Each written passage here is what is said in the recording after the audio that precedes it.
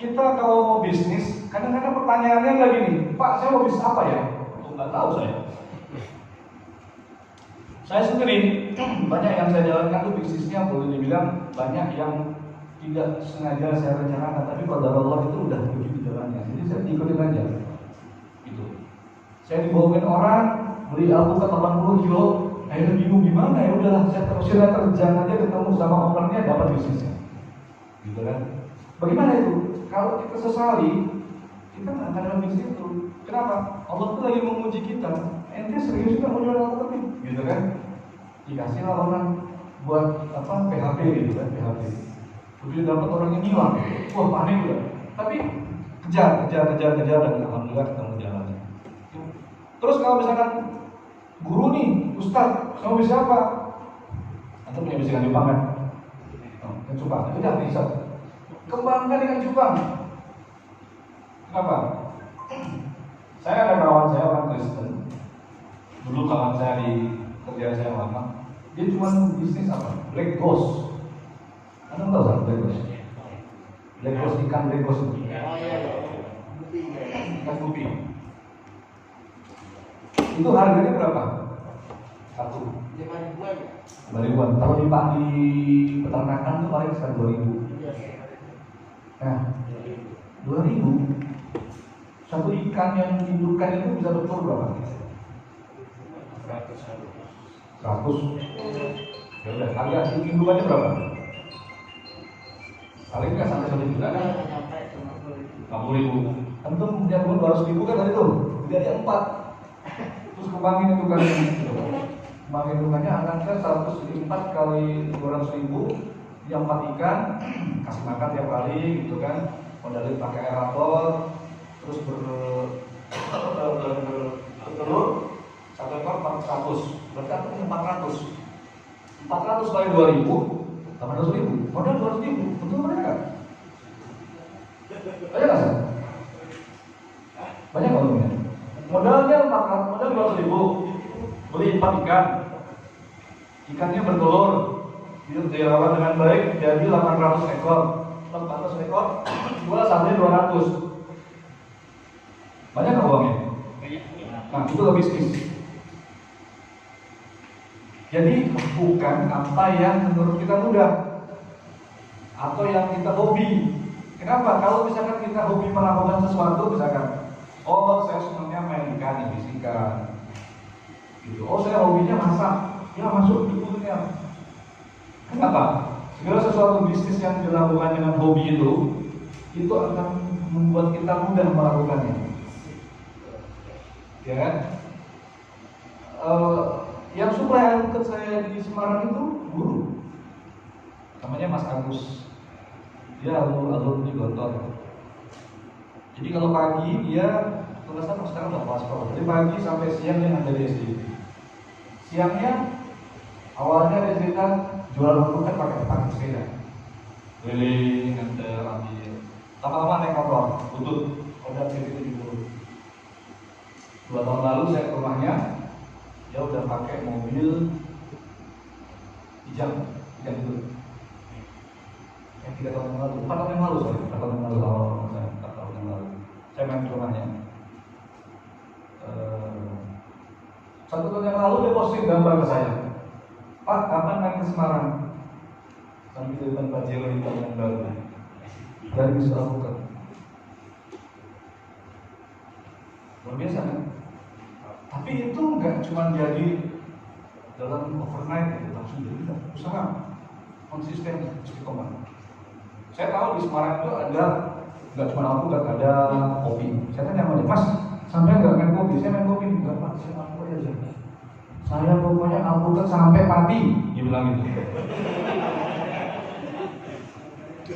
Apa yang dia lakukan? Saya kasih cerita sedikit ya.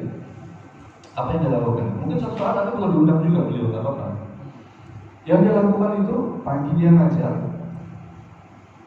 siang dia jual alpukat, keliling gitu ya, suplai kemana-mana, termasuk suplai ke Jakarta. Sekarang udah suplai ke Jakarta itu per hari udah tontonan.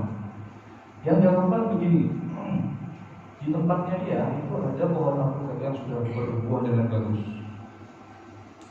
Yang dia lakukan adalah untuk bisa mendapatkan alpukat dalam jumlah banyak, nggak mungkin kita tanam sendiri.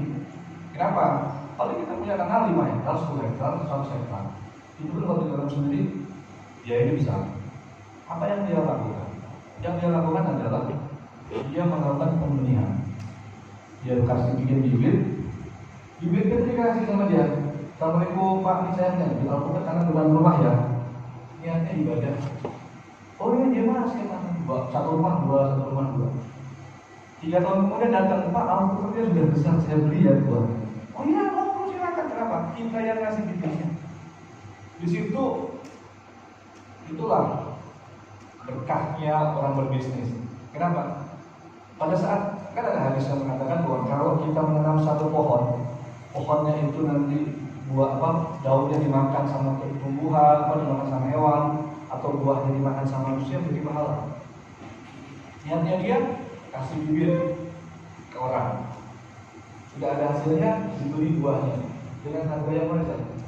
Yang dibeli senang, uang saya nggak ngapa-ngapain kok. Kamu tetap dia di situ tanam hidup sendiri. Tugasnya apa? Enggak ada. Manusia itu nggak ngapa-ngapain, Allah yang melakukan itu semua.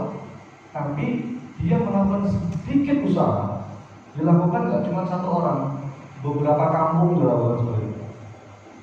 Akhirnya apa? Dia cuma punya pasarnya. Orang dia nggak udah sekarang udah nggak pusing harus keliling-keliling. Orang datang tiap hari, mas ada bukan mas ada bukan berapa timang. Seperti itu. Bisnis menolong orang, insya Allah banyak berkahnya. Jadi kita mulai dari apa yang kita lakukan. Contohnya guru, tapi nggak usah harus menjadi alpukat. Misalkan di tempat antum nih, antum misalkan di kampung ada apa? Kelengkeng misalkan. Ya itu dikembangkan aja kelengkengnya. Nanti dibuka pasarnya di sini. Ada jamu mete misalkan, dikembangkan jamu metenya. Ada misalkan yang suka lobster, ya dikembangkan lobsternya. Jadi ya boleh apa aja, semua bisa. Gitu. Jadi niatnya itu harus membantu orang. Dengan kita kasih dua pohon, orang yang punya pohon ini ada buahnya, ada hasilnya kita beli. Uangnya bisa buat makan, uangnya bisa buat bayar sekolah anaknya, uangnya mungkin bisa buat infak sendiri. Balik ke cerita lagi soal bisnis, saya pernah diminta sama Mayora untuk suplai kopi. Waktu itu saya ditelepon sama Mayora minta saya ketemu, Pak tolong cariin kopi pemandu. Oke, mau yang kayak gimana? Bapak punyanya apa? Oke, saya berangkat ke Temanggung, ketemu sama pemain kopi di sana, pemain kopi besar. Sebelum ketemu dia, saya cuma kenal sama anaknya. Saya diajak ke rumahnya dulu, Mas istirahat dulu sini, duduk dulu ngopi-ngopi. Saat saya di rumahnya itu ngobrol, ada apa ya, kalau orang bilang boleh tantenya ngobrol gitu kan. Terus ternyata si tantenya cerita, iya mas, nanti ini kita sebentar lagi mau berangkat haji. Oh iya bu, berangkat haji pakai plus. Berapa orang lu sendiri? Enggak, ini keluarga besar. Berapa itu? Ya lebih dari 10 orang. Berapa haji plus? Antum bisa jawab? 200 juta. 10 orang berapa? 2 miliar. Terus siapa yang biayain? Itu Pak Mas Budi, Pak Haji Mas Budi. Oh dia tiap tahun mas mesti umroh. Ibu ini saya ini sepupu lah, pokoknya enggak saudara jauh, tapi semua keluarganya dia hajikan. Akhirnya saya bilang, wah ini luar biasa orang ini, saya mesti ketemu sama orang ini. Dan rumah saya ke pasar Parakan, kalau orang tahu pasti tahu Parakan. Di pasar Parakan itu ada toko Pak Haji, jualan biji kopi. Jadi yang dia lakukan itu adalah orang datang dari Bulu, bawa kopi, Pak, untuk saya ini 3 kilo ya, enggak 3 kilo. Ini Pak, ini 70.000, kasih waktu itu. Datang lagi orang 2 kilo, 3 kilo, terus digungguin. Ngobrol saya, Pak, ini kemampuan berapa, supaya berapa? Saya masih sedikit mas, cuma 300 sampai 500 ton sebulan. Dari ngumpulin petani, orang yang datang di pasar. Jadi orang datang ke pasar, diterima, diolah sama diproses, dibersihin. Saya tanya sama anaknya, Mas, bapakmu berarti kilo ini sekilo. Berapa untungnya sekilo? Oh nggak besar Bu, paling maksimal 300 rupiah per kilo. Iya, dan bapak Mas kita tuh kalau gini 300 ton ya, 90 juta sebulan. Antum di Jawa Tengah itu 90 juta ngapain gitu segitu? Ini dari kapan gitu? Jadi bisnis-bisnis itu kalau sudah ketemu jalannya, karena niatnya itu membantu orang, itu udah besar aja. Bukan cuma kita bicara, jadi gini, kalau kita bisnis kan, aduh Pak, 300 perak kapan balik modal? Kapan untuknya nih, kapan saya bisa berangkat haji orang tua saya gitu? Ya sabar, gitu. Sabar. Tapi itu harus dimulai kecil-kecil tadi. Nah, saya menceritakan ini tadi kasus ya, kasus yang kepala sekolah itu, Pak Agus sama Pak Adi. Ini harus kita cari opportunity-nya, harus digali apa peluang-peluang yang kita kerjakan. Sambil pagi misalkan sampai siang untuk belajar, sesudah itu bisa mengembangkan bisnis. Apalagi zaman sekarang udah banyak bisnis online kan, bisa pakai Tokopedia, bisa pakai Bukalapak, bisa pakai Shopee, segala macam bisa antum jual di situ. Mulailah berjualan apa saja, tapi jangan jualan pas lagi jam pelajaran. Nanti anak saya makin berantakan. Jadi antum sibuk loh, ada order.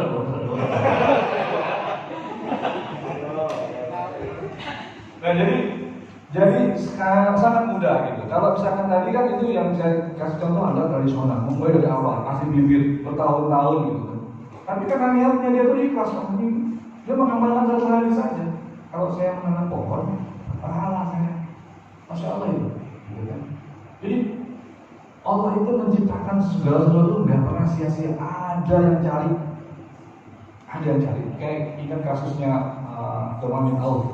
Termasuk sampai kurma yang udah busuk pun ada yang beli. Jadi kalau kita mau mulai bisnis apapun bisa. Sekitar sebelum pandemik saya pernah ikut pelatihan bagaimana bisnis di Amazon Amerika ya. Tapi itu mahal sekali, hampir 20 juta. Saya nggak tahu ngapain saya harus 20 juta ikut pelatihan gitu kan, cuma buat jualan di Amazon. Tapi dari situ saya tanya, apa sih sebenarnya yang dicari sama orang Amerika dan barang apa yang paling laku di Amazon? Ada yang tahu?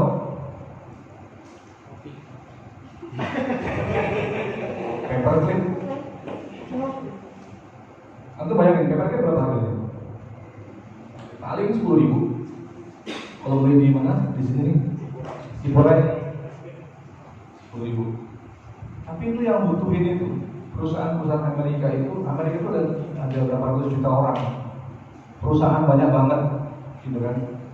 Kalau dijual $1, yang beli itu 200 juta, ya bisa 200 juta dong. Jadi kita harus berpikir ke global, berpikirnya jangan berpikir nilainya kecil, gitu. Jangan. Sekecil apapun itu harus disyukuri dan dinikmati, karena itu rezeki dari Allah. Gitu. Kecil itu kan menurut kita, kalau cuma satu, kalau saat dunia ini dia gede, ya kan? Bisa ikan cupang kecil. Tapi kalau misalkan nih satu tim punya rumah 100 meter, dibikin tuh semua ikan cupang, ada 5.000 ikan cupang. Problem kan? Satu tim punya problem. Ada aja antara antum yang punya tempat. Saruti. Partner satu beli. Ada yang tempat nih. Pakai tempatnya aneh aja. Bagi dua kita hasilnya. Ya. Itu begitu bisnis. Jadi kita harus melihat opportunity, peluang apa yang orang miliki. Pada saat ada problem, itulah peluang. Satu dia bilang, saya bisa nih bisa cuma problemnya nggak punya tempat. Itu peluang. Saya punya tempat kayak gimana? Nah, gitu kan. Jadi bisnis itu selalu membuka kita untuk berpartner. Tapi ingat tadi pertanyaan kalau partner kalau pernah poligami jangan berpartner dulu. Nanti belum kuat fundamental bisnisnya. Gitu. Kecuali kalau tadi sifatnya kan sewa tempat, jadi satu sewa tempat. Jadi banyak sekali hal-hal yang bisa kita lakukan dan tidak lakukan di keseharian kita nih. nggak usah harus fokus ngurusin bisnis 24 jam, enggak gitu. Kita bisa lawan di situ setelah pulang kerja, ya kan? Kayak misalkan nyambung pohon itu, bikin sambung pucuk di AutoCAD itu bisa dilakukan tiap hari. Setiap sehari 10, sehari 10, sehari 10, sehari 10, sambil zikir, baca istighfar gitu kan. Lama-lama kan banyak. Kenapa? Istighfar itu mengundang rezeki. Jadi kalau sebenarnya kita mau melaksanakan sunnahnya Rasulullah dengan benar itu, ya jadi pebisnis sebenarnya. Karena di bisnis itu banyak sekali amalan-amalan yang jarang kita pakai. Ternyata itu adalah amalan-amalan yang mengundang rezeki buat kita. Nah, jadi saya berharap antum semua ini bisa mengeksplor nih kira-kira apa. Saya cuma berikan gambaran tadi ya, gambaran saya di sini bisa apa. Tapi jujur aja, yang saya ceritakan itu kan enak-enaknya semua, ya kan? Yang nggak enaknya, ya nanti antum jalanin sendiri. Kenapa? Saya nggak tahu sama kita nggak, gitu ya. Nanti kita bisa bikin session berikutnya konseling, problemnya apa, gitu. Karena setiap bisnis kita ada setannya. Ada banyak setannya di dalam semua bisnis, gitu kan? Misalnya contoh nih, kalau misalnya bisnis ikan, setannya apa? Setan siapa? Setannya yang jual makan. Anak ikan nila, anak ikan gurame, kasih makan banyak, gitu kan?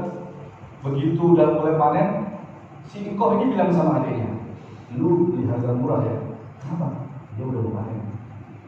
Datang dong, Pak, saya beli ikannya harga segini. Wah, murah kok. Oh, emang semua harga lagi murah Pak, nggak ada yang mahal. Dia semua konsolidasikan semua di Cina-Cina ini. Pokoknya semua pembeli harga segini ya. Itu yang memang menjadi musuh. Kenapa? Dia bisa tahu harganya murah. Karena dia tahu sumber siapa yang menjual pakannya. Informasi sangat penting dalam bisnis. Dapat dari mana, sumbernya siapa, itu penting. Dan itu harus dijelaskan. Dan kita nggak boleh sering-sering buka resep dapur, gitu kan? Kenapa? Orang kita tuh tanya, Pak, bikin kopi yang enak gimana caranya? Oh, begini Mas, bikin kopinya begini, besok ini. Problem di kita itu gitu, orang itu nggak mau menggali, nggak mau belajar, hanya mau menjiplak. Nggak salah kok jiplak, nggak salah. Tapi jangan jiplak orang yang sama. Kasihan teman kita, ya kan? Nah, jadi semua bisnis itu sebenarnya ada problemnya, ada kendalanya, tapi itu bukan sesuatu yang harus ditakuti. Itu sesuatu yang harus dinikmati, gitu kan? Jadi kita harus jalannya aja buat bisnis itu menarik gitu. Nanti apa? Kita disitu banyak belajar ikhlas, kita banyak belajar bagaimana rasanya disakiti teman sendiri. Wah, gitu kan? Lo pernah kan kalau disakiti teman sendiri? Oh, rasanya gemes gitu kan? Kita melapor polisi teman sendiri, gitu kan? Kita mau diemin tapi sering, tapi itu lagi kita belajar ikhlas di sini. Jadi exploring, lihat sekeliling kita nih, apa yang kadang-kadang Pak, kita mau jualan apa? Ya, antum tinggal di situ, apa yang menarik di situ? Misalkan contoh ya, di Flores itu alpukat itu buat makanan sapi. Karena orang sana itu nggak makan alpukat. Di sini alpukat Flores harganya 1 kilo 70.000. Ya kan? Kita harus lihat di tempat kita. Pak, saya tuh biasa kalau di kampung makannya sayur daun kelor. Gak ada harganya Pak daun kelor itu. Tapi dengan sedikit dikeringkan, terus dikeringkan sampai kering, kemudian digiling, dibubuk, ya dinamanya kalorina. Wah, ini suplemen superfood, dan emang itu benar. Jadi nggak mengada, kita belajar apa itu kalorina, apa suplemen gizi dalam apa, ini macam-macam ini, dan itu suplemen. Itu kan nggak terlalu perlu rocket scientific untuk bisa melakukan itu. Jadi cukup kita baca di internet ilmunya banyak, apa gitu kan, udah selesai. Jadi banyak hal yang ada di dunia ini yang bisa kita jadikan permainan. Ya, justru baru permainan. Jadi bukan sesuatu yang menjadi tujuan. Karena mengajar itu menurut saya merupakan satu pekerjaan yang mulia, gitu, dibanding bisnis. Karena di ngajar itu insya Allah nggak ada setannya. Kalau di bisnis banyak setannya. Gitu kan? Tapi Bisnis itu bisa menjadi tambahan pahala buat kita. Ya bisa, kalau kita udah cukup berhasil bisa entah kita sumbang ke panti asuhan, kita sumbang ke pesantren, support segala macam, banyak sekali. Jadi teman-teman bisa explore ya, kenapa saya harus bisnis ini misalkan. Dan bisnis itu nggak harus langsung jadi enggak. Antum akan ngalamin bisnis ini gagal, pindah ke bisnis ini gagal, pindah ke bisnis ini. Saya sendiri juga merasakan loh. Kenapa? Tidak semua bisnis itu yang saya lakukan itu akan sustain, akan abadi. Kenapa? Karena nggak ada yang abadi di dunia ini. Balik kita ke konsep awal bahwa jangan letakkan harta dalam hati. Kalau misalnya dalam tangan, ya sudah lepas ya lepas. Kita ganti cari pegang yang lain. Supaya apa? Kita nggak sakit hati. Kenapa? Kalau kita sakit hati ada apa? Udah malas bisnis rugi melulu, nggak ada untungnya. Padahal kalau kita lihat dalam bisnis itu misalkan kita nggak ada untungnya, tapi ada keuntungan lain. Orang itu harus ditolong sama kita. Orang ada yang misalkan dengan kita order dia dapat merasakan bersyukur bisa dapat 100.000. Jadi kita harus melihat sisi lain dari sebuah bisnis, bukan hartanya, tapi nilai-nilai lain yang ada di luar itu. Kemudian tadi kenapa saya berbisnis? Kemudian bisnis apa? Gitu kan? Bisnis apa nih? Nah, antum sendiri yang pasti ngerti nih. Apa yang paling dipahami lah? Misalkan, ada yang bisnisnya misalkan, saya itu senangnya ngajar. Udah bikin aja bimbingan belajar. Saya nggak bisa yang lain, itu bisa ngajar tok, ya bikin bimbingan belajar. Saya misalkan, saya mau buka rumah tahfidz ngajar yang dengan metode terbaru, gitu aja misalkan. Kan bisnis juga gitu kan. Nanti besar dan kecilnya bisnis itu berkembang seperti gimana? Ya itu nanti biar Allah yang atur gitu. Kita nggak bisa ngatur. Yang penting jalanin aja. Apapun yang kita lakukan itu dan kita anggap sebagai bisnis itu jadi satu usaha kita. Sama kapan bakal nanti baru udah hilang. Opportunity itu begitu ingat langsung kerjakan. Kalau misalkan Ustaz nungguin punya tempat gede karena bisnisnya gede ya. Jadi mulai aja gitu. Cari tempat minimal mungkin misalkan di rumahnya ada sini 1 meter nih buat bikin akuarium. Kalau sini cuma 4. Bikin ke atas bisa nggak ya? Oh bisa, 20 ikan kan? Asrama lagi kosong. Boleh tuh, asrama. Jadi harus bisa melihat dan cepat eksekusinya. Jadi kapan gitu? Udah langsung. Mulai aja dulu. Jadi kalau kata Bukalapak itu udah mulai aja dulu gitu.